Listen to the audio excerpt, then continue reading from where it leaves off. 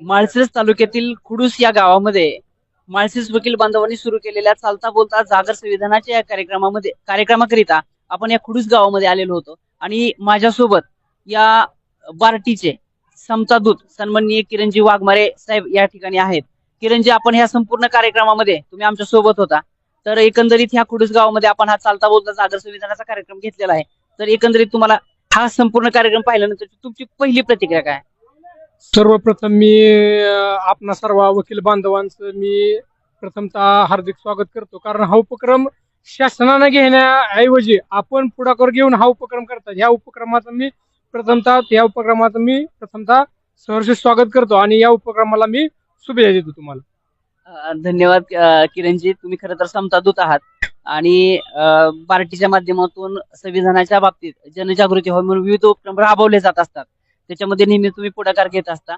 तर एकंदरीत आमच्या ह्या वकील बांधवांनी सुरू केलेल्या चालता बोलता जागर संविधानाचा जो काही कार्यक्रम आहे हा तुमच्या कुडूस गावामध्ये आपण घेतला.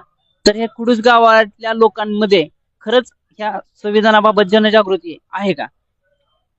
खरं तर तसं पाहता आता काय म्हणजे काय झालंय की आपण नुसती प्रतिमांची पूजन करतो पण विचारांचं पूजन कमी होत चाललंय हळूहळू. म्हणजे त्याला कारणीभूत काही संस्था नाही. आपण बघतो की प्रसार माध्यमाचा भरीमा वापर वाचनाकडे आपलं थोडंसं दुर्लक्ष होत चाललंय.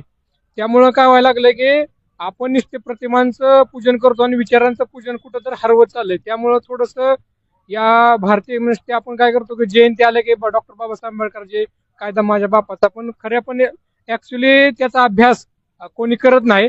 आणि असे जर उपक्रम होत राहिले तर निश्चितपणानं भविष्य काळात विद्यार्थी असू द्या सर्वजण असू द्या निश्चितपणे त्या भारतीय संविधानाचा अभ्यास करतील आणि निश्चितपणे येणाऱ्या भविष्य काळात जास्तीत जास्त प्रश्नांची उत्तरे असू द्या किंवा त्यांना भविष्यासाठी कोणत्याही शिक्षणासाठी असू द्या ते विद्यार्थी अभ्यास करतील. आणि तसं पाहता मला जर वाटतंय थोडासा अभ्यास कमीच आहे.